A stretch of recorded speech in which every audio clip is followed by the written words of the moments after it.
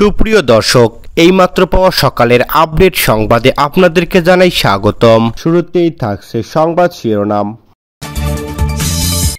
জাতীয় পার্টি ও আওয়ামী লীগের নির্দেশেই নূরের উপর হামলা করা হয়েছে বললেন নেতাকর্মীরা।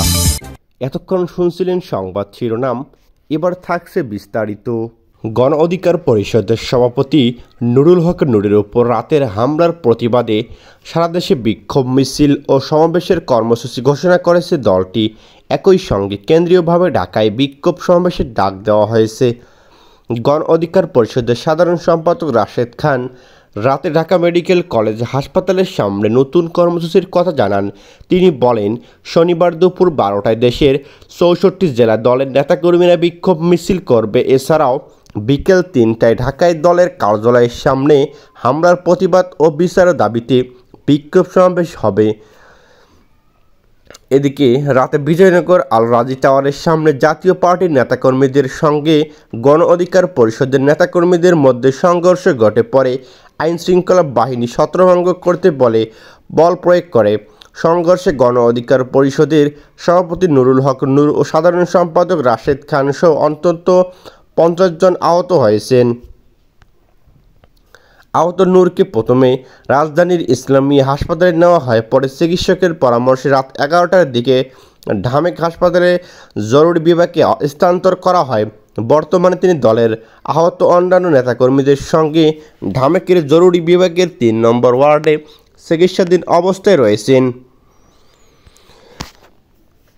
এদিকে জানা যায়, গণ অধিকার পরিষদের সভাপতি ডাকসুর সাবেক ভিপি নুরুল হক নূর এখনও আইসিইউতে রয়েছেন, তবে তার জ্ঞান ফিরছেন।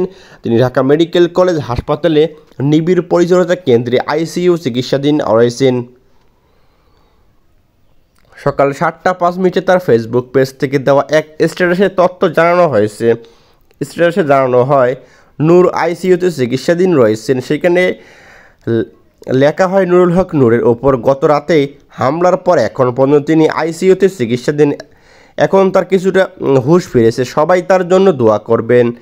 স্ট্যাটাসের সঙ্গে নূরের 2টি ছবি প্রকাশ করা হয়। তাতে দেখা যায় তিনি হাসপাতালের বেডে শুয়ে আছেন। তাকে ব্যান্ডেজ বাঁধা অবস্থায় মুখে অক্সিজেন মাস্ক লাগানো হয়েছে।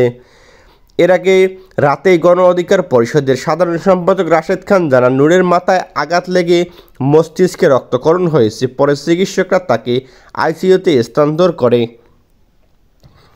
রাত 9:30টার দিকে রাজধানীর কাকরাইল জাতীয় পার্টির কার্যালয়ের সামনে পাল্টাপাল্টি ধাওয়া ও ইটপাটকেল নিক্ষেপের ঘটনায় গুরুতর আহত হন নূর। রক্তাক্ত অবস্থায় সেখান থেকে দলীয় নেতাকর্মীরা তাকে উদ্ধার করে হাসপাতালে নেন। সামাজিক যোগাযোগ মাধ্যমে ছড়িয়ে পড়ে একাধিক ভিডিও। দেখা গিয়েছে নূরের মুখ থেকে বুক পর্যন্ত রক্তাক্ত, তার নাক ফেটে গেছে এবং তিনি স্ট্রাকচার করে হাসপাতালে নেওয়া হয়েছে। এবি পার্টি, গণ অধিকার পরিষদ, ইনকিলাব মঞ্চের যৌথ সংবাদ সম্মেলনে নেতারা নুরুল হক নূরের উপর হামলার প্রতিবাদ তীব্র নিন্দা ও প্রতিবাদ জানিয়ে সরকারের কাছে 24 ঘন্টার আলটিমেটাম দিয়েছে। এই সময়ের মধ্যে অভিযুক্তদের আইনের আওতায় আনতে হবে।